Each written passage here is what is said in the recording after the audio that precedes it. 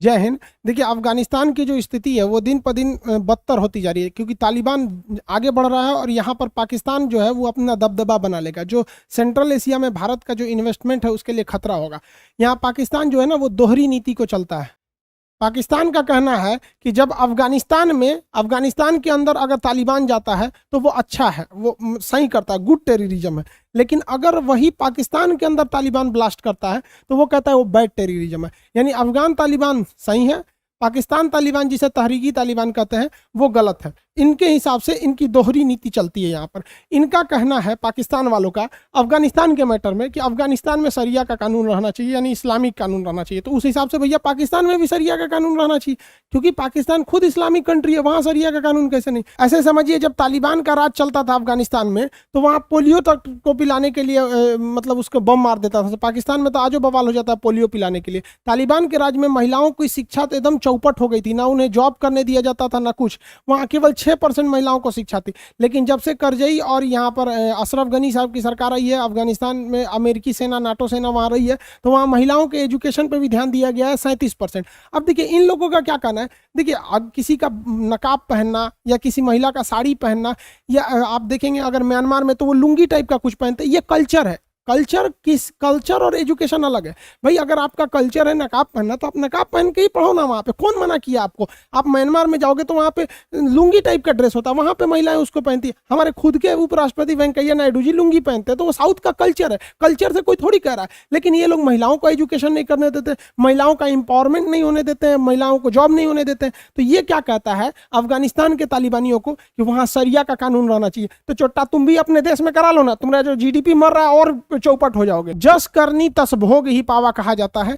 इसने अफगानिस्तान में तालिबान को जन्म दिया और इस तालिबान के वजह से तालिबान ने कहा कि हम अफगानिस्तान में इस्लामिक कानून शरिया को लाएंगे। तो तालिबान को देखा देखी पाकिस्तान में भी एक तालिबान उभर गया जिसका नाम है तहरीके तालिबान। अब ये पाकिस्तान में बम फोड़ने लगा और कहा यहाँ की सरकार को हटाइए, हम यहाँ पर शरिया का कानून लाएंगे। इसी को कहते हैं न्यूटन का थर्ड लॉ, क्रिया प्रतिक्रिया। तुम वहां आतंकवाद फैलाओ, हम यहाँ आतंक फैलाएंगे। तुमको पता भी है न्यूटन तो फिजिक्स, पाकिस्तान में पता नहीं फिजिक्स पढ़ाया जाता है कि नहीं वहाँ पे। न्यूटन थर्ड लॉ यहाँ पे। खैर, अगर न्यूटन का जन्म पाकिस्तान में हुआ रहता तो उनके सर पर सेब नहीं गिरकर बम गिरा रहता और न्यूटन वहीं मर जाते, फिजिक्स का सत्यानाश हो जाता। पाकिस्तानियों को तो अब तो सारा मानना चाहिए। अफगानिस्तान की सरकार कह रही थी कि लगभग 12 से 15 हजार पाकिस्तानी आतंकवादी अफगानिस्तान में घुस गए हैं तालिबान का साथ देने के लिए। तो खैर, एक देश दूसरे देश पर आरोप लगाता है तो इसे आप 100% ट्रू नहीं मान सकते। लेकिन यूएनओ ने स्पष्ट कर दिया कि पाकिस्तान बॉर्डर से स्पिन बुलडाज के एरिया से पाकिस्तान से लगभग 6000 आतंकवादी हथियार लेकर अफगानिस्तान में घुसे, अफगानिस्तान को सरकार गिराने के लिए और वहां के आतंकवादियों का सपोर्ट करने के लिए। चोर के घर में भी कभी कभी चोरी हो जाता है। पाकिस्तान में आतंकवाद को फैलाया, वहीं पे उसके यहाँ भी हो गया। हाफिज सईद के घर के पास भी कोनो बम फोड़ के चल गया। अब इसमें भी अलग अलग विचारधारा है कि हम अच्छा से शरिया लगाएंगे, तुम अच्छा सा मतलब वो लगा। मतलब इन लोग के मतलब क्या पता है, कुछ दिन बाद ये भी लड़ाई अपने में लड़ेगा सब यहाँ पर। और दूसरा, ये लोग जूझ रहे हैं लोग पैगासस सॉफ्टवेयर को लेकर कि भाई किसकी स्पाइंग हुई है। इमरान खान ने तो बाकायदा यूएनओ में भी जाके कहा है कि कौन है आपका जो संस्था जो हमारे प्रधानमंत्री की फोन टेपिंग हुई है इसकी जांच करे। यूएन ने कहा सोच रहा तोर प्रधानमंत्री तो समझना हमारा कौन सी घटल है, आज तक हम किसका मामला सॉल्व किए हैं जो तुम्हारा सॉल्व कर देंगे। कश्मीर तो आज ले अटकले। तो पाकिस्तान में जैसे जैसे आप देखेंगे अफगानिस्तान में तालिबान मजबूत होगा, वैसे वैसे पाकिस्तान में भी तहरीके तालिबान मजबूत होगा। तहरीके तालिबान ने अब पाकिस्तान के सेना पर भी हमला करना चालू कर देते, कहते तुम भगो यहाँ पे, हम लोग हैं यहाँ पर, शरिया का कानून लागू हो गया यहाँ पर। इन्होंने 15 जवानों को मार दिया पाकिस्तान के। भाई आतंकवाद कहीं भी गलत है, हम हिंदुस्तान वाले, आतंकवाद कहीं भी होगा तो गलत होगा, लेकिन ओरिजिन इसने तो खुद ही कर रखा है, तो भुगतेगा कौन? दूसरा कोई तो भुगतेगा नहीं। अब इसका बहुत ज़्यादा खामियाजा पाकिस्तान की इकोनॉमी को उठाना पड़ता है। पाकिस्तान के नॉर्दर्न एरिया में वर्ल्ड बैंक और चाइना की फंडिंग से एक हाइड्रो इलेक्ट्रिक पावर प्लांट बन रहा था जिसका नाम था दासू डैम।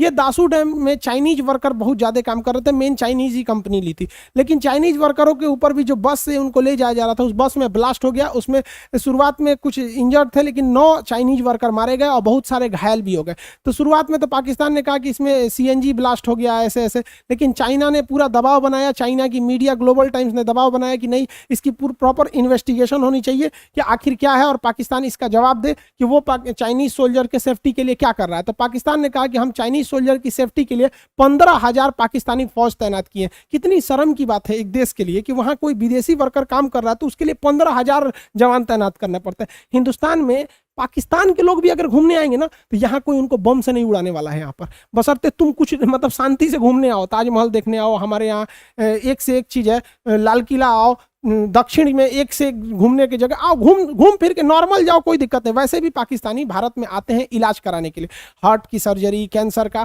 क्योंकि यहाँ की मेडिकल बहुत सस्ती है। बट ऐसा कहीं नहीं होता, हमारे यहाँ बहुत सारे नेपाल के लोग हिंदुस्तान, नॉर्थ जितने भी हिंदुस्तान में, दिल्ली, यूपी, बिहार, ये सब में ज्यादातर चाउमीन बनाने का काम नेपाल के लोग करते हैं और बखूबी आराम से अपनी जिंदगी बिताते हैं। ठंडी के दिन में कंबल बेचने आते हैं। क्या हमारी सेना 15,000 फौज लगी रहती है इनको, इनकी सेफ्टी के लिए? कभी ऐसा हो ही नहीं सकता। इवन अगर चाइनीज भी हमारे यहाँ व्यापार करते हैं, उनको भी ऐसा दिक्कत नहीं है। तो हम लोग को सोचिए ये कैसे देश में रह रहे हैं कि जो देश, मतलब ये साले किसी के नहीं होंगे पाकिस्तान वाले। चाइना जितना मदद पाकिस्तान की किया उतना कोई नहीं कर सकता। सोचिए यार, चाइना वाले तो पाकिस्तान के बच्चे पैदा होने में भी मदद कर रहे हैं वहां पे, कि वो कहते हैं कि भाई तुम लोग ड्यूटी करो, हम जाके तुम्हारे बदले में कर देते हैं। इतना मदद करते हैं चाइना वाले, फिर भी ये लोग उड़ा देते हैं। अब चाइना ने दबाव बनाया, कहा कि आप मिलिट्री बढ़ाइए, ये कीजिए, तो उसने कहा नहीं ऐसा कुछ नहीं है। तब तक कराची में भी एक ब्लास्ट हो गया। मतलब उत्तर, दक्षिण, पूरब, पश्चिम हर जगह चाइनीजों को मारा जा रहा है। तहरीके तालिबान, ये तो भारत के लिए ठीक ठाक है। तहरीके तालिबान का चाइना के ईस्ट तुर्किस्तान एक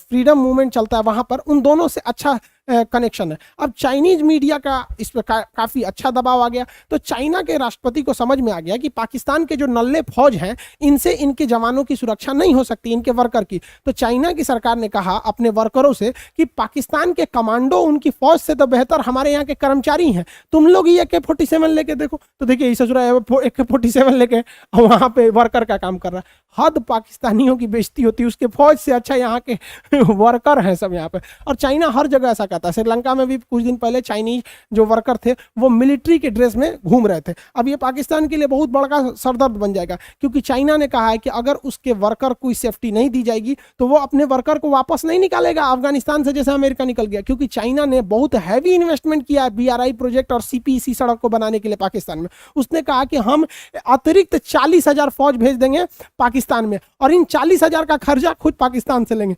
पाकिस्तान ससुरा पगला गया है, चारों ओर से हमारा लुटेगा सब।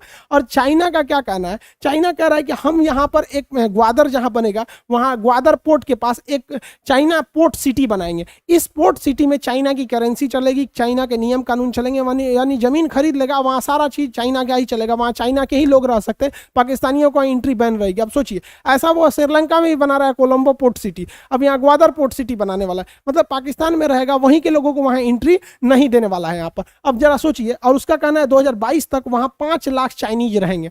अब इसमें क्या गारंटी है जो चाइनीज वर्कर के शक्ल में आए हैं वहां के फौजी नहीं है? क्योंकि चाइना में हर इंसान को, मतलब जितने होता है, कम्युनिस्ट पार्टी की सदस्यता लेनी होती है उसके हर फौज को, और इवन सिविलियन को भी। तो जो इंसान कम्युनिस्ट पार्टी का सदस्य है वो ऑटोमेटिक चाइना की फौज का सदस्य हो जाता है। तो 5 लाख सिविलियन रहेंगे, इसमें से चाइना कम से कम 50,000 फौज को घुसा देगा और आराम से इजीली घुसा सकता है। अब चाइना, पाकिस्तान के पास 4.5 लाख फौज है, 5 लाख विदेशी को ले लेगा। इस गधे को पाकिस्तान को समझ में नहीं आता। इन सब के यहाँ पढ़ाई लिखाई होता नहीं ना। हम लोग के हिस्ट्री में हम लोग क्या पढ़ाते हैं कि सहायक संधि जो थी, सहायक संधि जो है, सब्सिडियरी अलायंस, ये भारत में सबसे बेहतरीन ढंग से लागू किया था, लॉर्ड वेलेजली ने लागू किया था।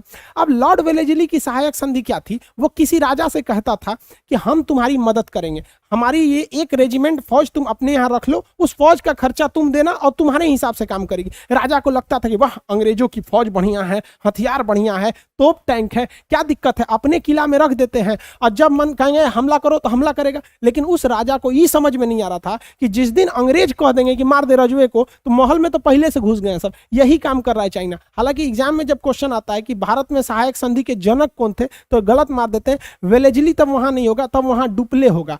डुप्ले जो थे फ्रांसिस गवर्नर, उन्होंने हैदराबाद और दक्षिण भारत के राजाओं के साथ सहायक संधि किया था। बट फ्रांस जो है भारत में उतना विस्तार नहीं कर पाया, जिस वजह से डुप्ले की सहायक संधि उतना सफल नहीं हुई। लेकिन ब्रिटिश गवर्नर लॉर्ड वेलेजली की जो सहायक संधि है वो बहुत तेज सफल हो गई। वो भारतीय राजाओं को ट्रेनिंग, उनकी सेना को ट्रेनिंग देता था और वहां अपनी फौज रखता था, ये कह कि हम मदद करेंगे। बाद में वही फौज उन्हें मार देती थी। यही काम कर रहा है चाइना, कह रहा है कि हमारी 40,000 फौज पाकिस्तान में जाएगी हमारे वर्कर की सेफ्टी के लिए। अरे भाई साहब, एक दिन तुमको कॉलोनी बना देगा। जिस तरह ब्रिटिशर्स ने हमें लूटा था ब्रिटिश ईस्ट इंडिया कंपनी बनाकर, सेम वही कंपनी चाइना बनाया जिसका नाम है BRI project, belt and road initiative, जिसको OBRB कहते हैं, one belt one road initiative कहते हैं। वहां पे ये उसी तरह भी पिसेगा चाइना, पाकिस्तान, जिस तरह से हम आज़ादी से पहले गुलाम जब थे। इसको ससुरों को कुछ समझ में नहीं आ रहा है। कोई बात नहीं, पिसाओ, हमको क्या मतलब बनता है, चाइना तुम्हारे सर दर्द पे आएगा। चाइना इसको किस तरह से लूटता है, हर तरह से लूटता है। चाइना का कोई दोस्त नहीं है। एक्चुअली जब सर्जिकल स्ट्राइक हुआ था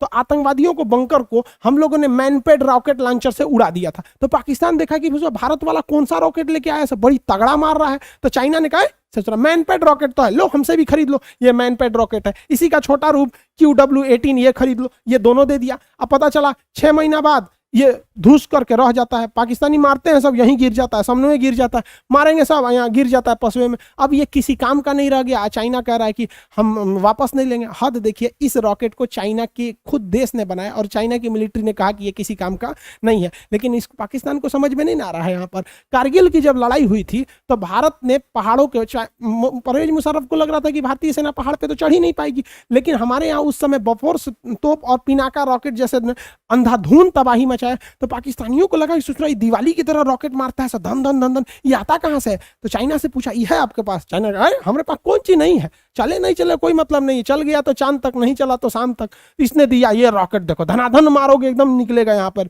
एकदम दाड़ मल्टी बैरल रॉकेट लॉन्चर। इसका नाम है A-100। तो पाकिस्तान का अच्छा, जैसे S-400 है वैसे ही आपका A-100 है। तो चाइना का हाँ ले जाओ। अब ये भी नहीं उड़ रहा है। अब कौन कहे इन बेचारों को, एक तो गरीबी पाकिस्तान में, उसमें इनका आटा गीला हो गया, ये चारों ओर से जाएंगे। इसलिए हमेशा हमें दूसरों से दुश्मनी बड़ी सोच समझ के करना चाहिए, क्योंकि युद्ध, दुश्मनी में और अहंकार में इंसान को अपना खुद का गलत कदम भी नहीं दिखता है। चाइना को एक और समस्या क्या है कि चाइना इस साइड में जो इसका सिंजियांग प्रांत है, इसमें वीगर मुसलमानों पर कुछ ज्यादा ही टॉर्चर करता है।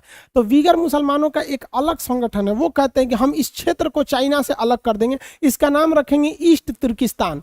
अब ये यकीन समझिए कि अगर ईस्ट तुर्किस्तान का मूवमेंट बहुत तगड़ा हो जाएगा, अगर यहाँ चाइना के जेलों से छूटकर ये जो वीगर मुस्लिम है, अगर ये अफगानिस्तान चले गए तो अफगानिस्तान का ये एरिया चाइना से सट जाता है और यहाँ से वीगर मुसलमानों को हथियार, ट्रेनिंग, सब कुछ मिल जाएगा। लेकिन पाकिस्तान उनको समझा देगा, ये सच्चा कहेगा वीगर को काहे करता, मुसलमान थोड़ी है, सब मरने दो। यहाँ पर भी इन लोग की एक कैटेगरी है कि किस मुसलमान को बचाएंगे या किसको नहीं बचाएंगे। वीगरों के लिए कोई आवाज नहीं उठाता, जबकि सबसे ज्यादा टॉर्चर यही होते हैं। तो चाइना ने क्या कहा है, चाइना की विदेश नीति में शर्म नाम का कोई चीज नहीं होता है। देखिए, वो आतंकवादियों को अपने प्रधानमंत्री के साथ बैठाया है। सोचिए, तालिबान के आतंकवादियों को प्रधानमंत्री के साथ, और उसने कहा कि देख भाई, अफगानिस्तान में हम तालिबान को कुछ भी नहीं करेंगे, तालिबान तुम अच्छे से फल फूलो, पूरी दुनिया को बम मारो, बस एक काम करो, अपने तालिबानियों को कहना कि वीगर मुसलमानों को कुछ ना करे, क्योंकि इनको छोड़ दो वहां पर। तो ये कॉम्प्रोमाइज कराना चाहता है। तो आप सब समझ सकते हैं कि एक अफगानिस्तान पूरे सेंट्रल एशिया के जो जियोपॉलिटिक्स है, जो इंटरनेशनल रिलेशन है, उसको किस तरह से इफेक्ट कर सकता है। और आने वाले वक्त में देखिए, अमेरिका भी बम्बार्डमेंट कर रहा है, लेकिन क्या पता, जो बाइडेन से पूछा गया कि जब अमेरिका की फौज पूरी तरह वहां से हट जाएगी 31 अगस्त के बाद, यानी 9/11 का जो 20 साल होने जाएगा, तो क्या उसके बाद भी हमला जारी रहेगा? तो उन्होंने कुछ नहीं बोला। अब ये जो बाइडेन की सबसे बड़ी गलती साबित होगी, क्योंकि काबुल तक में भी हमले डेली हो रहे हैं। अब भारत में असमंजस की स्थिति है कि वो किस तरह से इसे बैलेंस करके चले। आई होप आप इसे समझ गए होंगे। मिलेंगे नेक्स्ट क्लास में। जय हिंद।